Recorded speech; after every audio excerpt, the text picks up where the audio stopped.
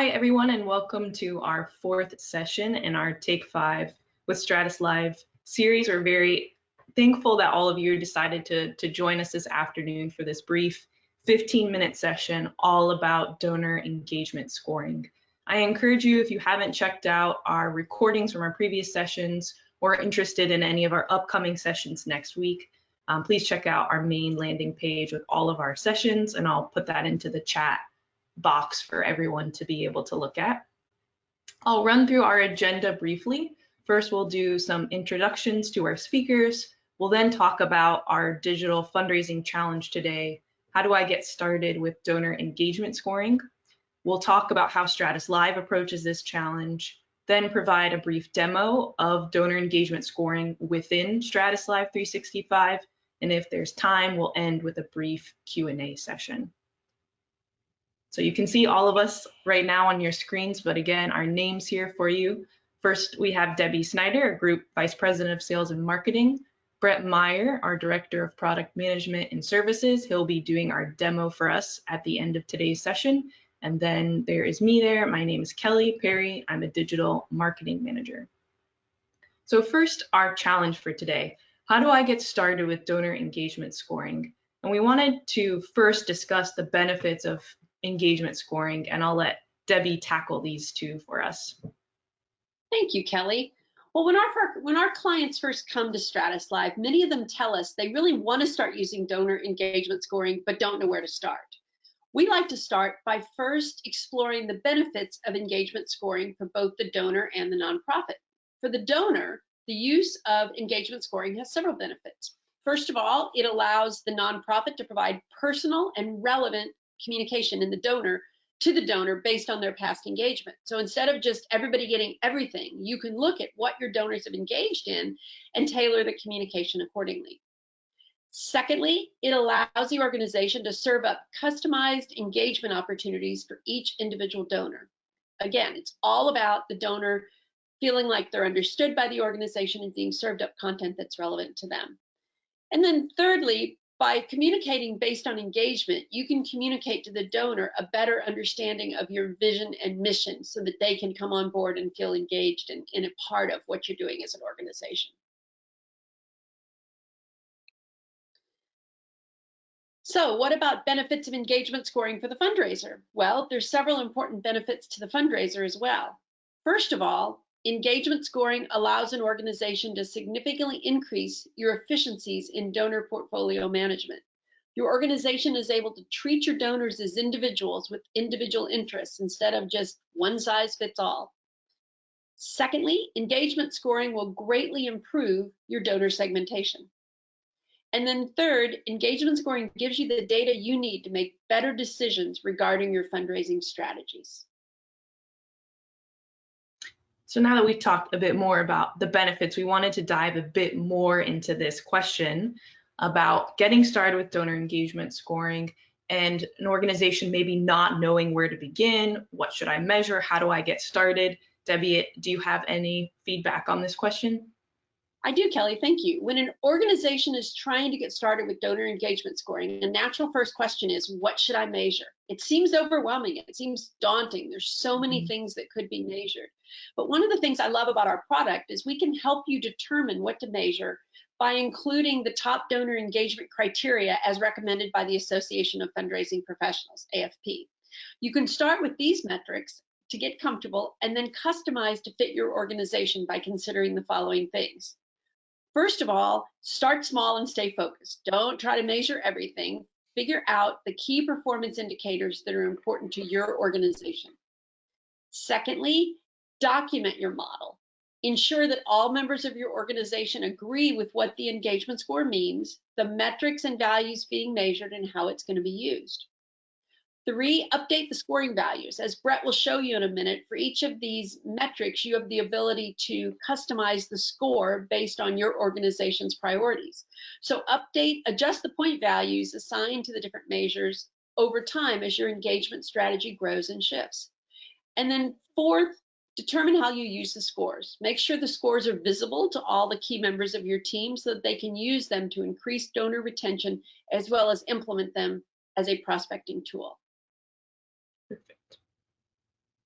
So just a bit more about how we at StratusLIVE approach this challenge. And Debbie touched on some of this, and Brett will showcase more of this within our demo. But we did want to mention that there is no one-size-fits-all approach of assigning engagement scores. And with StratusLIVE 365, we do offer these engagement score types that are already in alignment with AFP guidelines. So hopefully that provides you with a blueprint that you can follow and you can feel as if you're working towards something. But we don't want it to be so prescriptive that you can't add additional engagement opportunities. So you do have that ability as well to be able to add in your own opportunities for your donors to get points. So every activity that is most meaningful to your organization would get a higher point value. And as your donor continues to be more involved with your organization, to give, to volunteer, and other various demographic points, their engagement score would change. Therefore, you can segment better for your donors and then get them more involved with your cause. So with that being said, we'll go ahead and pass things over to Brett. He will provide us with the demo of donor engagement scoring within 365. Thanks, Kelly and Debbie. So I'm going to introduce you to, first of all, our engagement score types. And this is really kind of the control mechanism for that. As Debbie and Kelly both mentioned, we do follow AFP guidelines on donor engagement scores. Now, some of this is kind of, our own creation, of course. We've kind of done our own points values on here, at least to give a starting point. And that's really the way to think about this. This is your starting point. So when we install a system like this, we automatically put these 19 different engagement scores into the application.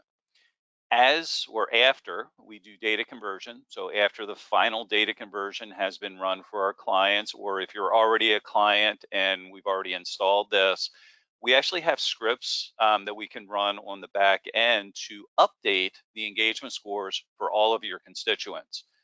So that's already kind of pre-built out of the box. So we give you a prescriptive method up front. We give you a way of changing this, and then we have a methodology for updating those scores.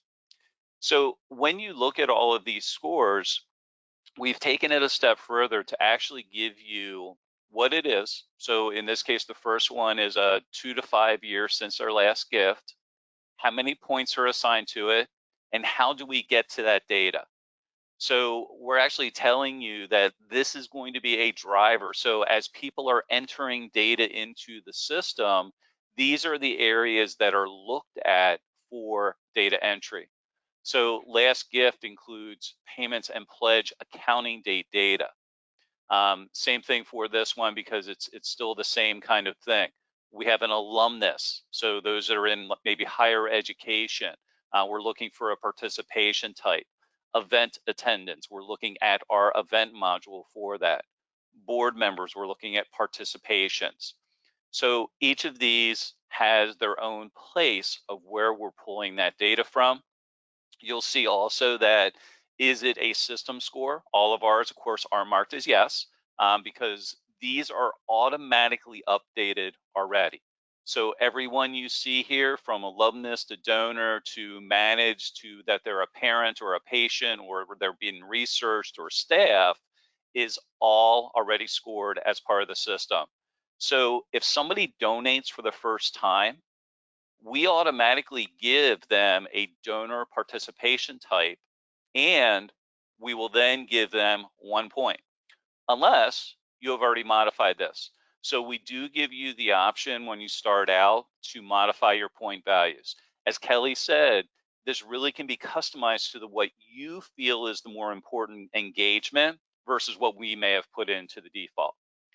Now, you'll also notice at the top there is a new button, which means that you can create your own engagement score types. And then you can create workflow to actually use those score types within the system. Now, let's take a look at one of our donors to see how this interacts with the donor profile. So let's go over here to my most recent items, and I'm going to go to Brian Billingham. He's kind of my demo user that we have in the system. And you'll notice on my financial summary information area, I now have a total donor engagement score, and Brian scores an 82. Now, I'm going to talk about in a minute these total scores, and what's good, what's bad, because you don't know, and you may not know at the beginning what are my good scores, what are my bad scores, where's my average score, those kinds of things. But I'm going to show you maybe some ways that you can take a look at that in just a minute. So when I look at this just tells me this is the total overall. So Brian has a score of 82.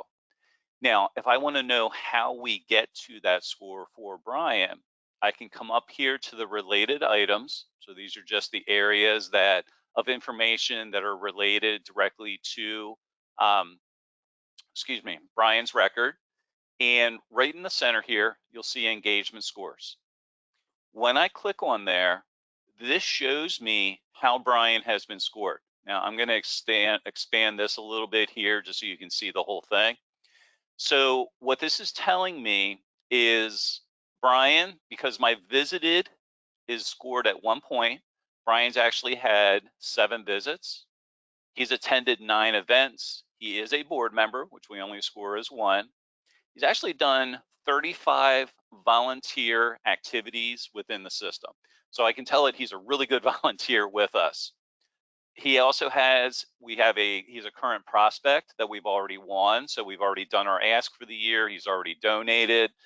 He's less than 2 years since his last gift. He's given 5 or more gifts.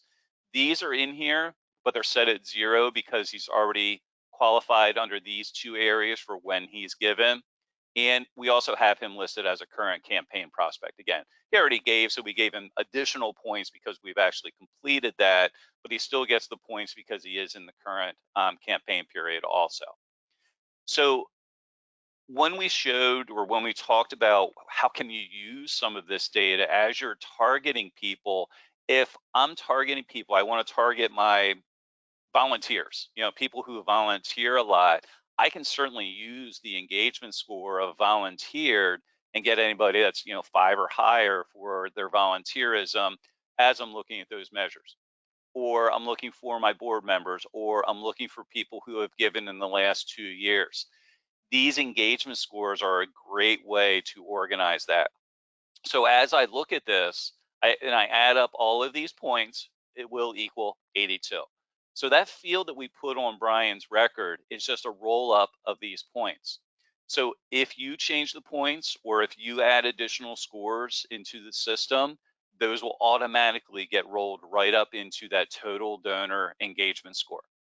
Now that's where I want to finish out is how can I use my total donor engagement scores, or how do I know what's good, what's not good? So I've created a little dashboard over here, and this is my constituent engagement dashboard. It has a couple of different things on here. I can see my volunteer projects, my events, my committees, those types of things. But in the corner up here, I just went with my top 15 scorers. So this is out of my whole database of everybody who's been scored. These are just the top 15 individuals. So what I can see from there is Brian's number 2, score of 82. So that tells me right away that Brian is actually a very high scorer, okay? But he's outside of the average kind of thing. And same thing for Brett Meyer record, which is my record in the system. I'm outside the average. So I can kind of take those with a grain of salt. Those are my really, really extraordinary either donors or participants or, those people that are really strong within the organization.